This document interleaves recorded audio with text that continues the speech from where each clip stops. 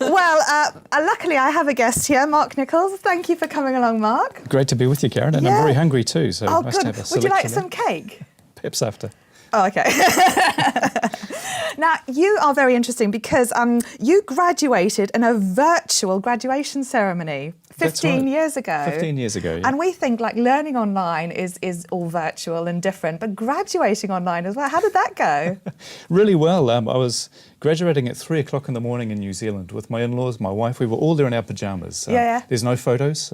We certainly won't be sharing any photos of it. But it was a wonderful event. And in those days too, the internet was mainly dial-up. Yeah. So unfortunately, I missed my synchronous moment. The computer crashed just as my name came up.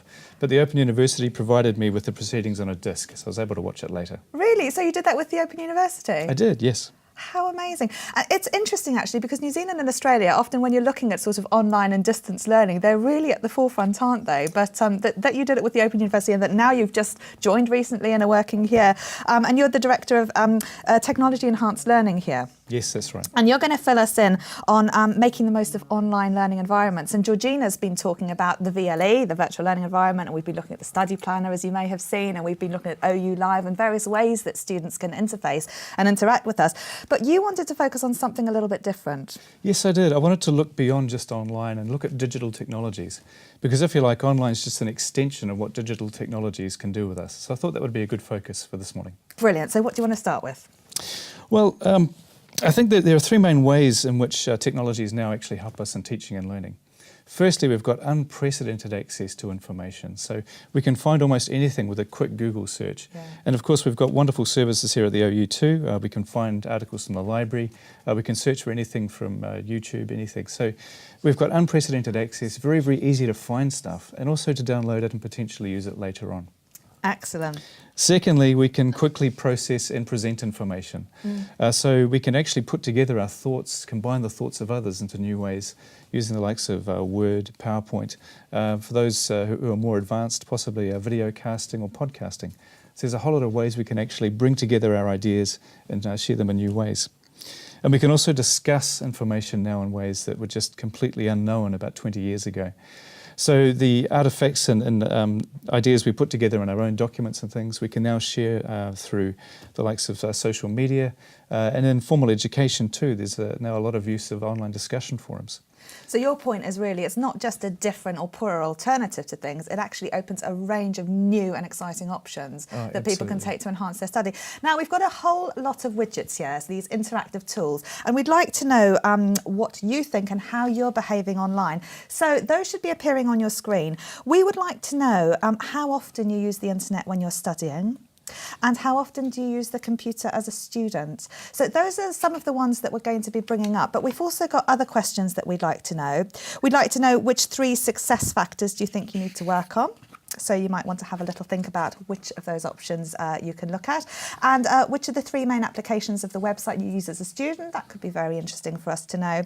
And in terms of technology for education, where you see yourself in terms of a scale. So whether you think you're a beginner or whether you think you're a little bit more confident. So we'd like to know the answers of the questions and we will be bringing those into our discussion with Mark. So firstly then, this difference between online and digital, what is the difference then between those two aspects? You've spoken a little bit about accessing information and how those are different, but what would you say the main difference is? Well, I think online actually requires you to be connected to the internet to make the most of it. Digital is a whole lot you can do with a computer that doesn't require you to have internet access whatsoever. So the likes of using a word processor, of reading things offline, there's a whole host of things that you don't need to actually be physically connected to the internet to do. So it's really important to hold both of those things together because online doesn't necessarily mean, when we talk about online education, doesn't necessarily mean you have to be online at all times.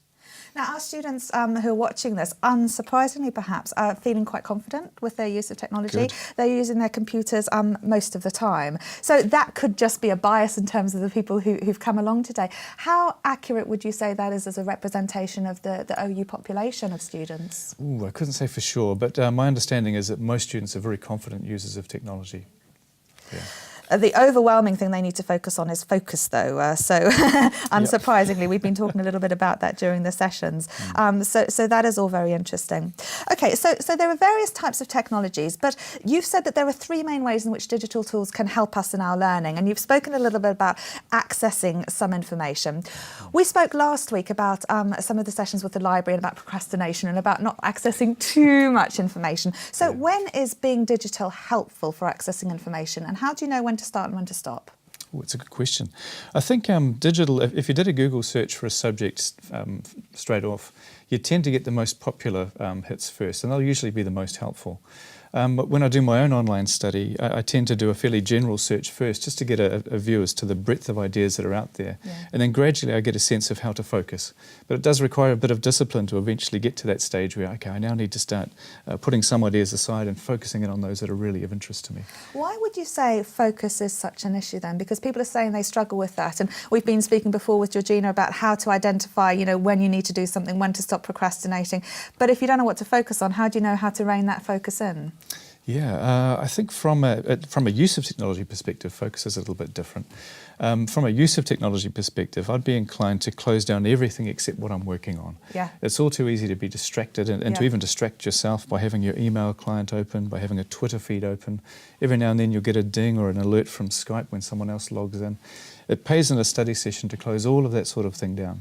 That is such good advice, and I occasionally do that. But it's very, very difficult, I find anyway, to turn especially my email off and my social media, because I'll often think, I'll just have those on, at least I'll know when something happens. And yet it's so easy to become distracted because you've got all of this feed into things, and also this, I guess, pressure to be connected a lot of the time. So how would you advise people, if they are focusing on one thing, manage that digital range of networks to stop doing something?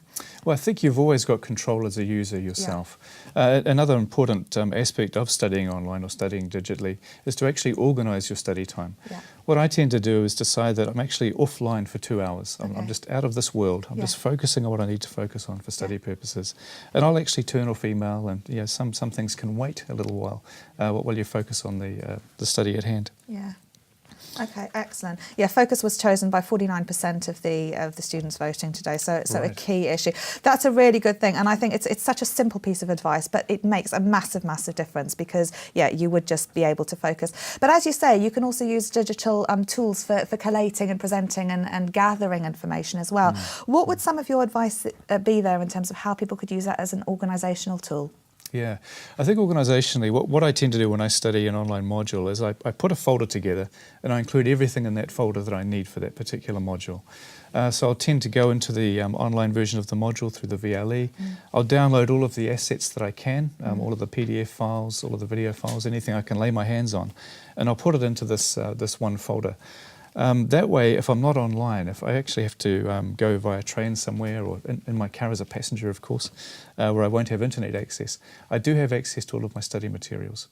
So that's just a very simple thing which I tend to do.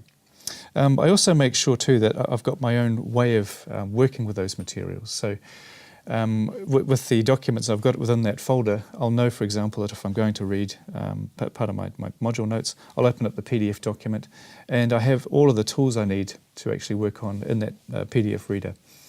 So it's really just making sure that I know how I'm going to approach the materials, not just downloading them, but also knowing how I'm going to engage with them. When you say the tools to use PDFs, because I've recently just discovered some of these, they're brilliant ways you can annotate things and actually make it work for you. Because the times I read a PDF and I'll think, I'll write that down, and then where was that piece of paper, etc. Briefly, how could people engage with some of those tools? What sort of things? Are you talking about annotations or post-it notes and things on PDFs? Well, PDFs are usually read through the Adobe Acrobat application, and Adobe Acrobat has quite a few features built into it. So you can, for example, highlight text. In fact, you've got multiple colour options. You can also add comments. It's got also a whole range of different ways in which you can actually read a document. You can read it as a single page at a time. You can scroll it. It's actually a very, very powerful application once you get used to it. It sort of leads on to a tip that I want to give later on as well, which relates to developing confidence with online tools. Okay, brilliant, excellent. Well, organisation was important for 20% of people, and as these things always happen, we're so short on time. So I want to move now and to look at skills for effective learning and some of the technical skills that people could look at. We've been looking at study skills, obviously, with Georgina, and thinking about how to focus things, how to make the most of that study planner and sectioning things. And as we can see, focus and organisation seem to be two of the key things that our audience is struggling with. I wonder if you could tell us a little bit about personal strategies and how people can use that on-screen environment. So about how they can actually make that work for them. We've been talking about various readers beforehand and various assistive technologies that can be helpful. Yeah. But for generally, how could people make that work for them? I think two key ideas there would be orientation and confidence. Orientation, I think what we just looked at in the first session, get to know the VLE, get to know how it fits together, get to know where everything is. Once you've got that orientation, you tend to be able to develop a fairly good map as to what it is you need to do and which parts are more important. But the confidence part is another key one. I think many people have a little bit of confidence when it comes to using online technologies. We mentioned earlier, though, that most of the students watching now will have a great deal of confidence. Yeah. But confidence is, I think, the number one asset for anyone wanting to use digital technology in education. Brilliant. Well, as you've said, being confident is something our students are right now, but also it's something that you can build on. Let's see then, what are the main 3 applications or websites that people most use as students, because we've had a lot of people fill these in, perhaps because they're fairly tech savvy. So we can see here module websites, Open University, Google, YouTube, OU Anywhere, Student Home, museum websites, Wikipedia, Grammarly, regional forums, word processing, mind maps, Dropbox. So a whole range here of both OU specific things, I guess, as well as various tools that they're using. And we'll talk a little bit later. We've had some questions about referencing tools. We'll talk about that with the library later. But if you are confident, how important is it to keep building on those skills and honing your applications? Vitally important. I think if you're a confident user of computer technologies, you should take the opportunity to explore, try new things. There's a whole lot of features in Microsoft Word, for example, which are just ready to be discovered. But we tend to use only the very surface the things that Word enables us to do. Open University students also have access to Office 365, which is an online version of the Office suite. And the OneNote tool is absolutely fabulous. It's quite a powerful tool, which I think has a great deal of potential for students. When I first found it, I just loved playing with it. It uses a notebook metaphor. So you can set up new pages, new notebooks, and it's very, very easy to add ideas and search for ideas within it. Yeah, HJ's been telling me all about that, actually, and he's trying to, I need to sort it out myself, because you can apparently attach all of your various Word aspects. So if you've got to read a document, you can then attach that Word file to it and actually get everything together all in the way. Sounds absolutely brilliant. That's brilliant. On my to-do list. Okay, we're running really short of time, and I wanted to talk about some of the devices that you use, because your desk is a really interesting setup. And I thought, I could never have a desk like that. But when I came and saw you, I thought actually I could. And I've got a picture just under there of your desk, which we can show, just the first one. Yeah. Great. Because you've got an interesting setup. And you were saying to me when we looked at this that devices were really important. Now tell us about how you work. Great, how I work. This device you see there on my desktop, I'm not sure if this is coming perfect. through. Yeah, this is actually a tablet computer, and I've got it here with me as well. It's actually a full computer and a full portable tablet device. So what I've done there is I've got it connected to an external monitor, which I've arranged in a portrait view. Portrait view, so to make it easy to read documents. I've got an external keyboard and mouse, so it's actually a full desktop replacement. Now, if I plug those things, take those plugs out, I've actually got a full mobile device as well. And you'll see here, this is actually a full mobile computer, as powerful as a typical laptop or desktop PC. Yeah. So this runs Windows 10. The beauty of it is, this device costs £120. So it's reasonably cost effective. And it comes with a keyboard as well. So a very, very powerful device for working online and offline. Because if I need to go to a meeting, I just unplug all of those peripherals, and I've got a full tablet device computer with me with a touch screen. And it's got all your work saved on it, everything. It has, yeah. And the wonderful thing too is it sits on top of my work-issued laptop. It's 1/3 the size, but is just as powerful. Now, I asked you where I could get one of these, and you said, no, we can't advertise or advocate anything. It's all up to the individual. I still want to know, and I'm going to find out, Mark, one day. But you did say, it's important that people get the right devices. And what you were saying was that, having different layouts of your screen and having split screens is something that's very, very easy to do. I wonder how many people actually at home are doing it. Davin, you probably are. And so how would people go about getting some of the setup? What do they do? I think if you went to amazon.co.uk, I'm not sure if I'm allowed to advertise them at all. We'll soon know.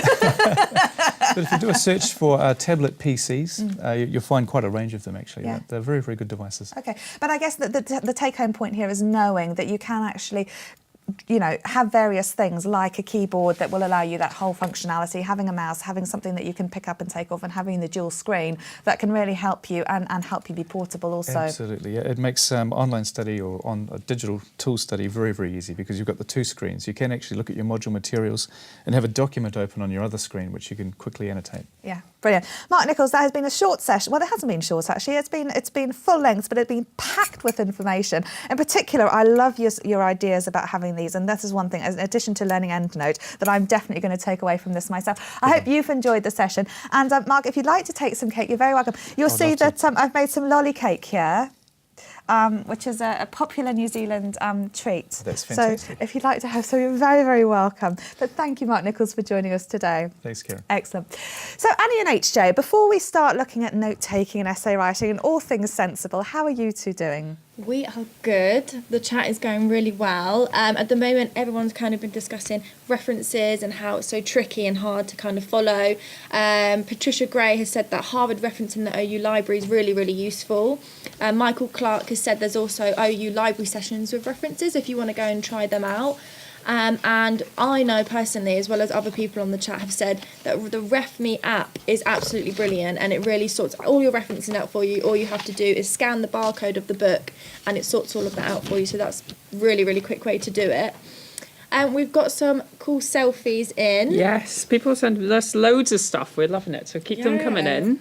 What have you got, Annie? G. Johnston has brought his selfie in, loving that. I'm liking the selfies, bring more selfies in. We've also got L. Bond has sent her selfies in, and I love your glasses, they are amazing. And Jen Hemmings' little Lana, beautiful little cat there, just having a relax and a doze, just as cats do best. I've got two to show right now that I really like. So Tony sent in a picture of a study buddy, which is very fluffy, I have to say. That is one fluffy dog, but she must be great to cuddle. I have to do that after my TMAs. I look at the scores and I have to hug someone. But, so Marilyn's also sent a picture in of her desk with her cupcakes and what looks like a very yummy pie there. That's a very clean and organised desk, so putting me to shame again, which I'm quite sad about. But we had loads of great things. People were talking about all the apps they're using. So we've got RefMe. Jonathan recommends Zotero for referencing, and Julia's another OneNote user, so I agree with that one. Definitely. Great application. But what we'll do is we'll put all the links that you suggested together, and we'll put in the forum section of our website before the one next week. But Marilyn also, everyone's loving the cakes. Ben's very intrigued by these cakes. But Marilyn's one wants to see some of the stationery that you've got on the table. She's very curious She's very interested to see have a little look what is. you've got. If you're not too busy eating all the cakes. No. Sorry. Delicious. I see what you mean about Battenberg cake, actually. Stationery is really important. And this is one I like in particular, although, to be honest with you, it's so pretty, I haven't written on it yet. But I really like having these planners out so that I can sort of schedule and block out stuff I'm doing in the week. Having little bits that I can put post-it notes on elsewhere. So this is a really nice, compact, take-home little planner thing. These things are all over the place as well. You can get them everywhere in Paper Chase and this, that and the other. But those sorts of things are useful. Another top favourite of mine is highlighters.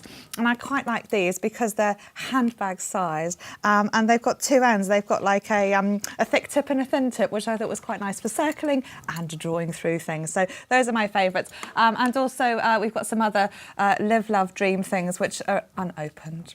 So you can see how far I get with my stationery. HJ, though, you're a massive stationery fan. Yeah, I love all my stationery. I think we were talking about coloured pens and highlighters earlier, but yeah, I like my coloured pens. That's my main thing. But I think if anyone's got some cool stationery, send them in, definitely. Send them in. I want to 100%. see them. People were talking about paper chase actually earlier, and I worked in paper chase for my first job, and I used to collect all of the crazy pens and go in, and everyone would be like, "Oh, here's Annie again with her weird pens," and I just leave them lying around. So yeah, any paper chase kind of stationery. Other stationers are available. And other I've been told. Yeah. Waterstones. Yeah. So all good. Yeah, but send them in because I'm starting some new study stuff in this month as well. So I'm quite nervous as well. So I find these helpful, all the tips and stuff we get and that you send in. But I had a really great tip actually that I'd love to bring up. Amy Smith, I love this tip. She says she pretends she's explaining her notes to someone else and it helps it click. Which I thought, that's a really good, nice tip. Yeah. So I think that's something that I try. But we'll put that up on the board. And I think I like that tip so much. If you send your information to studenthub@open.ac.uk, then we've got something to send back as well, because I really like that you sent us really that. good. Well done. That's Well, lovely. some people have been worried about getting addicted to stationery. And I know you've been talking to people on Twitter as well who've been getting in touch with us. And somebody said you were taking it a bit too far with the stationery. So, yeah, just be mindful of your limits, guys, and don't spend too much, even though you can. OK, some great tips and ideas coming up there. That's absolutely brilliant. Do keep being in touch with us. studenthub@open.ac.uk is our email. And our hashtag is StudentHubLive16 and @StudentHub. So any questions, any pictures, loving the pictures coming through. It's so nice to get a sense of community here. So please do keep those coming. And also what you're having for lunch as well. And you might like to tell me which cake you think is best. I'm not sure about the Battenberg cake. It's a little bit sweet, but I'm going to get through the rest during this session.